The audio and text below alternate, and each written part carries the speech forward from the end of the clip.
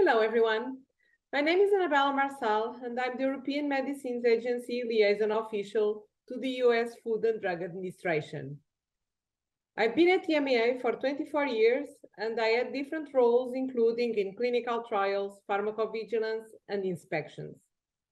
In this lecture, I'll give you a broad overview of the EU regulatory framework for medicines, in particular, support to research and development.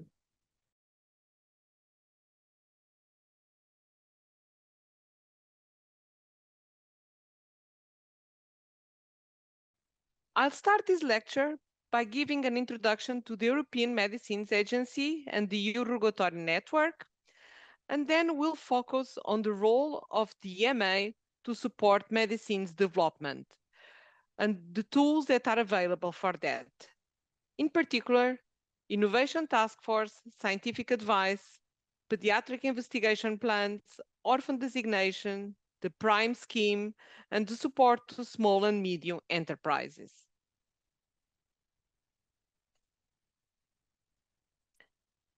Setting the scene about the European Medicines Agency. The European Medicines Agency serves a market of 447 million people living in the European Union. EMA protects public and animal health in 27 member states, plus Norway, Iceland, Liechtenstein, by ensuring that all medicines in the EU market are safe, effective, and of high quality. The medicines EMA recommends for marketing authorization account for 21.5% of global pharmaceutical sales.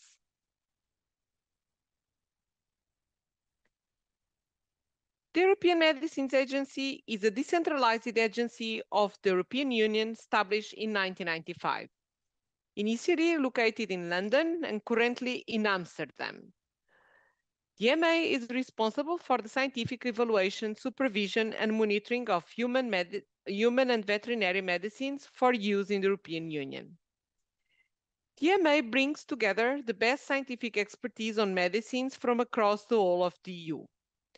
And in fact, even if we are only 800 staff members, we have at our disposal a network of over 4,000 scientific experts who are made available to the EMA by the EU member states' national competent authorities. The agency works with 7 scientific committees who evaluate medicines along their life cycle from early stage of development through marketing authorization to the safety monitoring once they are on the market. These 7 scientific committees include the CHMP, or the Committee for Human Medicinal Products. This is the main committee responsible to provide scientific recommendations on the approval, changes, suspension, withdrawals of medicines for human use. Then we have the Committee for Veterinary Medicinal Products, that is the equivalent of CHMP, but for veterinary medicines. We have COMP, that is the Committee on Orphan Medicinal Products, whose main responsibility is to give the orphan designation status. We have the HMPC, the Herbal Medicines Committee, the Pediatric Committee, or PDCO, that looks at the pediatric investigation plans. We have CAT, or the Committee on Advanced Therapies, looking at ATMPs, and we have the Pharmacovigilance Risk Assessment Committee. The committees in general are composed by 1 member plus 1 alternate by each member state. In addition, in some committees, we have additional members with scientific expertise. We have patients and healthcare representatives as well in some of the committees. Decisions on these committees, like scientific decisions, are taken by majority vote. The committees are supported by the so-called working parties, which are smaller groups with expertise on a specific area. For instance, the Blood Products Working Party, Biosimilars Working Party, Pharmacokinetics Working Party.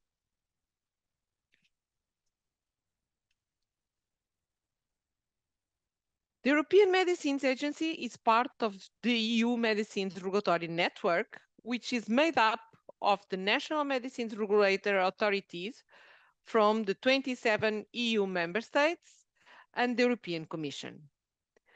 As I mentioned before, the network is supported by a pool of 4,000 experts from across Europe. And we all use the same standards and have the same regulations in place.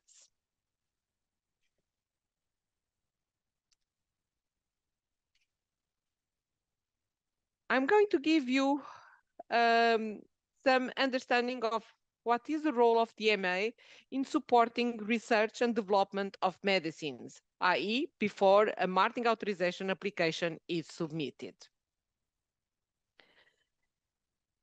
The EMA stimulates research and innovation in pharmaceutical sector as part of its public health mandate. How are we doing it? We have the EMA's Innovation Task Force that provides a forum for early dialogue with applicants, in particular small and medium enterprises and academic sponsors, to proactively identify scientific, legal, and regulatory issues related to emerging therapies and technologies. EMA provides support to early stage of medicine development through a number of tools, including pediatric procedures, scientific advice, qualification of novel methodologies, support to small and medium enterprises, and orphan designation. Companies can also consult EMA to determine whether a medicine they are developing is classified as an advanced therapy medicinal product. EMA provides regulatory, financial, and administrative assistance to small and medium-sized enterprise as well. Let's explore a little bit more each of these tools available to applicants and sponsors during early stage of development of medicinal products. Innovation Task Force. Innovation Task Force has a double remit. In one side, it provides advice related to specific products, technologies, or methodologies. This is a multidisciplinary group, including scientific, regulatory, and legal competencies. And it was set up to ensure coordination across the agency and to provide a forum for early dialogue with applicants on innovative aspects on medicines development. The companies can come for the so-called ITF briefing meetings. That is a forum for early dialogue with the applicants on their specific product or methodology or technology. These are very informal meetings, and the companies get clarifications on some of their issues, or for instance, lack of guideline for a specific technology or emerging therapy. But in the other side, the regulator, the EMA, also becomes aware of what is being developed in terms of innovation. This group is also responsible across development, meaning addressing really the impact of emerging therapies and technologies on the regulatory system. So assists knowledge exchange on innovative strategies involving the regulatory network, and it also collaborates with the National Innovation Office through the EU Innovation Network, which aims at facilitating the development of innovative medicines by addressing gaps in our regulatory support to innovation.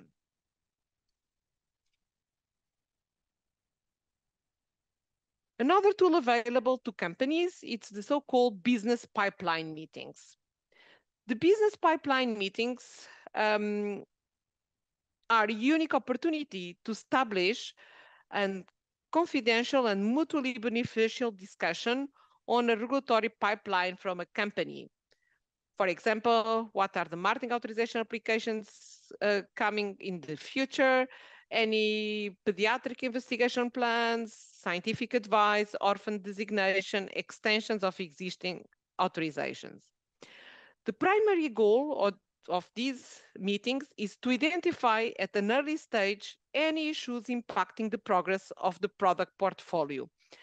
and to effectively anticipate expertise that will be needed, any guideline discussions, changes in technology and drug development.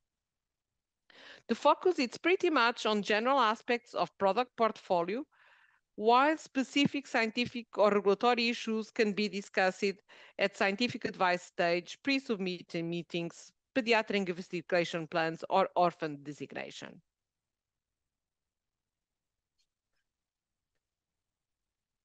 Scientific advice. Scientific advice is about advice to a sponsor on any scientific questions or technical questions on the development of a medicine. And these can be questions about the manufacturing, the non-clinical studies, the clinical trials, how to study the product in specific populations, for instance, for rare diseases or pediatric use. A sponsor can come at any point in time of the development, irrespective of eligibility to the centralized procedure, i.e., not all medicines are eligible to come to the centralized procedure or the procedure for authorization of medicines that is coordinated by the European Medicines Agency, but scientific advice, any company for any product can come and ask scientific advice. Scientific advice is prospective, meaning it does a focus on development strategies. It's not the pre-assessment of an application. It is possible to have parallel scientific advice with health technology assessment bodies, and it's also possible to have parallel scientific advice with the Food and Drug Administration. Scientific advice is voluntary, it's not a mandatory procedure, and it's not legally binding. Also, it's not a guarantee for marketing authorization. But we know that complying with scientific advice increases the chance of receiving a positive outcome at the time of marketing authorization application. Some analysis that we did some years ago show it that 15% of all products that came to scientific advice and then requested a marketing authorization application through the centralized procedure had a negative opinion, compared to 25% for products that didn't come for scientific advice. Of course, there are lots of variabilities because the fact that the company comes for scientific advice, it does mean that the company will follow the advice being given. So this can be also a factor that then influences at the time of marketing authorization application.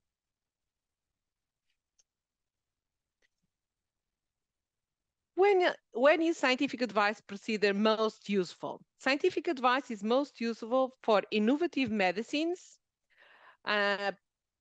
mainly when it looks like there is insufficient or lack of EU guidelines or guidance documents, or if the developer chooses to deviate from the existing scientific guidelines in its development plan, or if the medicine developer has limited knowledge about the EU medicines regulation, such as some academic groups or micro, small, and medium-sized enterprises. One variability of scientific advice is the so-called protocol assistance. Protocol assistance is scientific advice available for developers of designated orphan medicines.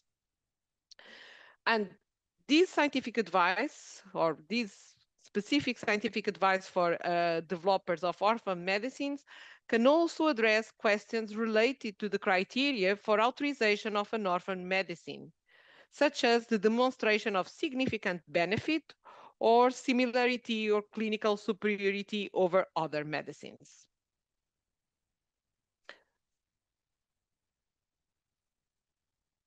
How long does it take for a scientific advice? So which procedural steps does a company need to follow to have its scientific advice? We always recommend what we call the planning phase. And the planning phase, it's like 20 to 45 days before submitting the request for scientific advice.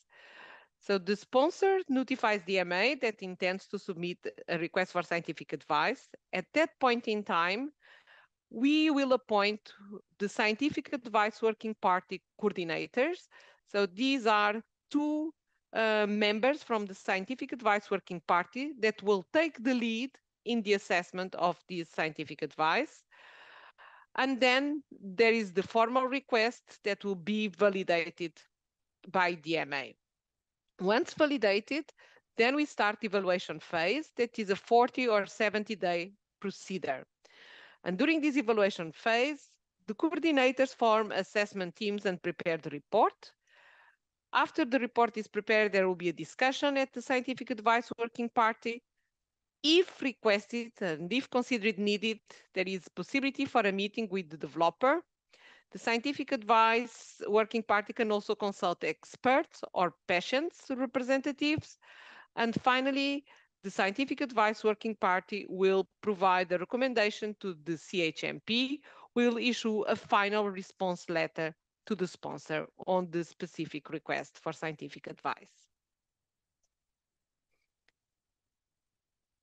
As I mentioned in a previous slide, there is a possibility for a sponsor to ask for a parallel EMA FDA scientific advice. Again, this is voluntary at the request of the sponsor.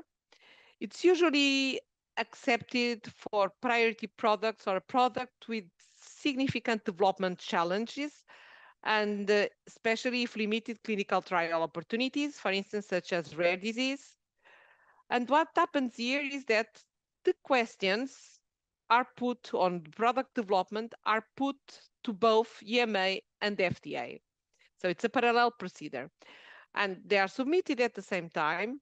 And this allows discussions between EMA and FDA on the questions put by the sponsor, and then a joint discussion with the sponsor, the so-called trilateral meeting. This is a good way of supporting global development plans because the EMA and the FDA will discuss on the questions from the sponsor. And the idea is to achieve some convergence. But even if convergence will not be achieved because of the regulatory or legal framework from each side, at least there is a clear dialogue between the EMA, the FDA, and the sponsor will better understand in case there will be different requirements from the FDA and the EMA for the specific development. At the end of this parallel scientific advice procedure, the agencies issue their own responses to sponsor questions in line with the usual procedure of each agency. Another consideration during the during the development phase of a medicine, it's regarding the pediatric investigation plan, or the so-called PIP. The Pediatric Investigation Plan is a development plan to ensure that necessary data are obtained in the conditions in which a medicinal product may be authorized to treat children. Companies can come for early pediatric interaction meetings. This PIP should be submitted around end of phase 1 studies, start of phase 2 proof of concept. It should outline the timing and measures like all the studies, formulations being developed to demonstrate quality, safety, and efficacy in children. It is possible to ask for a deferral or waiver of a pediatric investigation plan. And modifications to the plan are possible through the development of the product. This PIP is binding on the company. And in the EU, when you come for a marketing authorization application, you need to have an adopted pediatric investigation plan. Or if you don't have an adopted pediatric investigation plan, you should have an agreed, adopted deferral or waiver by the pediatric committee. And at the time of the marketing authorization application, there will be a compliance check. So even if you have a agreed pediatric investigation plan, there will be a compliance check to check where you are with the studies and with the measures that were agreed in that pediatric investigation plan.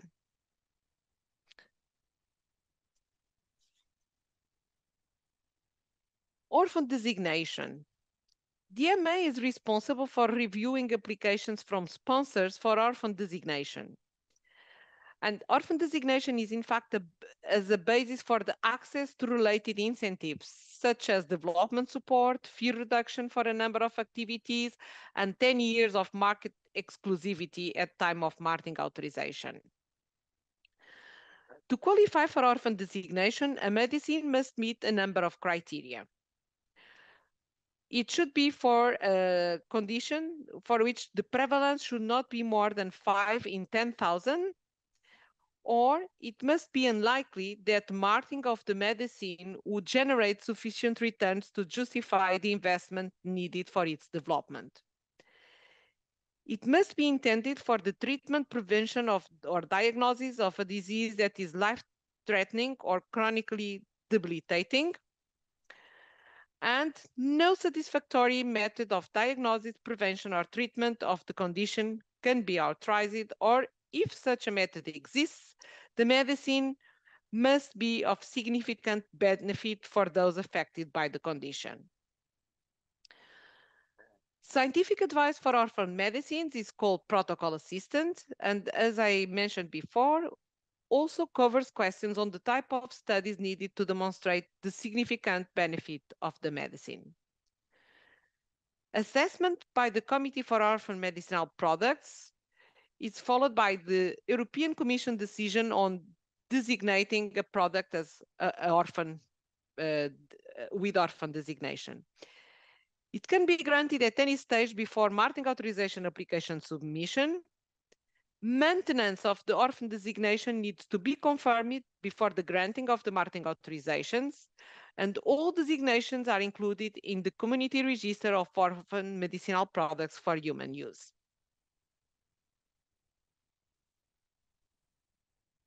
PRIME, or the so-called priority medicines.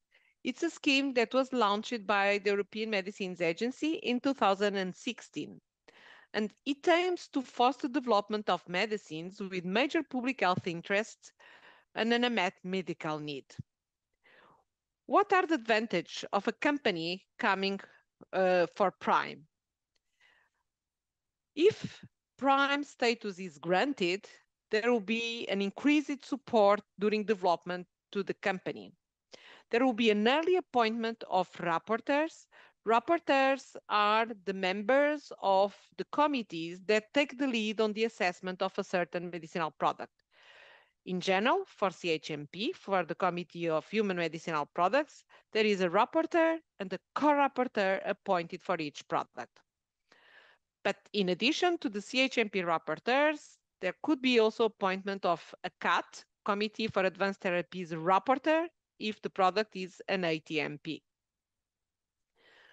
Once the PRIME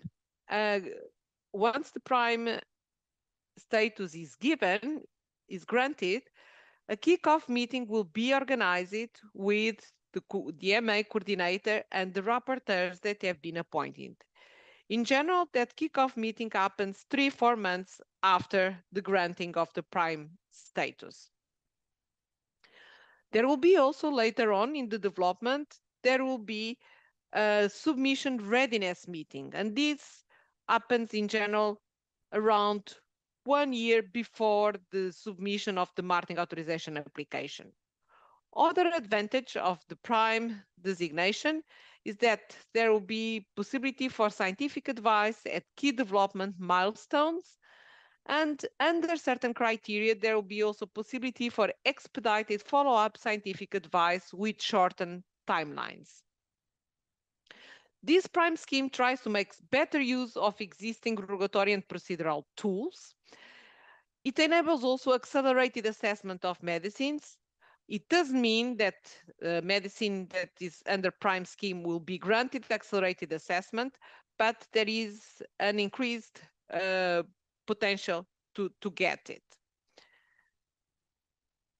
Recently, we have reported on 5 years experience of PRIME scheme, and we could conclude that PRIME helped patients benefit from new treatment options since its launch. In fact, there was a reduced time to marketing authorization for PRIME products. This consistent reduction was linked to a reduction of the clock stop duration, The clock stop, it's the time that companies take during the marketing authorization application assessment to respond to questions from the Committee for Human Medicinal Products. This reduction in clock stop was more pronounced for small and medium enterprises and for more complex products like advanced therapy medicinal products. Accelerated assessment was also facilitated. Accelerated assessment is a tool that companies can request at the time of submission of marketing authorization application, requesting a shorter timeline for the evaluation of the medicinal product. The fact that the product was under the prime scheme facilitated the granted of the accelerated assessment, as well as keeping it throughout the assessment procedure. Companies within the prime scheme also benefited from enhanced regulatory support and from scientific advice at several points in time. And it's concluded that the compliance with scientific advice led to higher success rate of marketing authorization applications being granted. In general, prime was given for a broad range of unmet medical needs, in particular oncology and neurology products. And finally, I would like to refer to the support that the EMA gives to small and medium-sized enterprises. The EMA supports SMEs to promote innovation and the development of an authorization of new human and veterinary medicines. There are specific criteria to qualify for an SME, and for that, a company must be legally established in the EU or EEA area with less than 250 employees and a turnover of not more than 50 million, or a balance sheet total of not more than 43 million. EMA supports these SMEs through its SME office, so we have a dedicated office just to support these companies. And this office provides regulatory, administrative, and procedural assistance. There are also financial incentives for EMA procedures, for instance, such as scientific advice with reduced fee. There is support for translation of product information for initial marketing authorization applications, because once the marketing authorization is granted in the EU, the product information needs to be translated in the 24 language of the EU.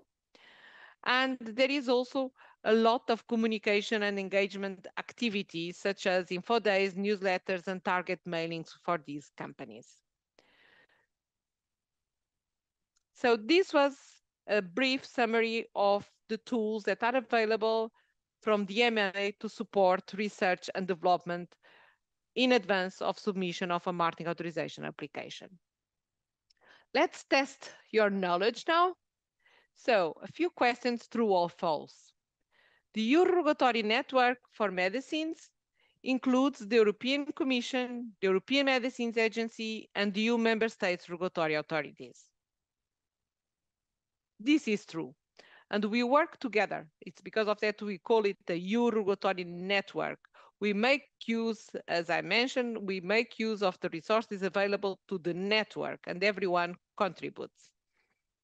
An applicant can request scientific advice for a post-marketing study. True. Scientific advice can be given for any type of question and at any time of the development, including for products that are even already authorized or products that are not yet authorized but would like to propose as part of their initial dossier some proposal for post-marketing studies. Scientific advice is provided only regarding clinical development. False. Can be clinical, non-clinical, pharmacovigilance, and manufacturing. In a parallel scientific advice, EMA, FDA, there will be a single agreed response sent to the sponsor. That's false. During parallel scientific advice between EMA and FDA, both agencies discuss in a bilateral way and also discuss with the sponsor in a trilateral way, but at the end, each agency will follow their own process and will provide their feedback to the sponsor. Any product is eligible for Prime scheme. No, not every product is eligible for Prime scheme. So you need to demonstrate that, there is an advantage for public health, that there is an unmet medical need. An agreed pediatric investigation plan is a requirement at the time of submission of a marketing authorization application. That is true. A company needs to submit a PIP with its marketing authorization application dossier, or if it doesn't have an agreed PIP, it needs to submit a deferral or a waiver from that.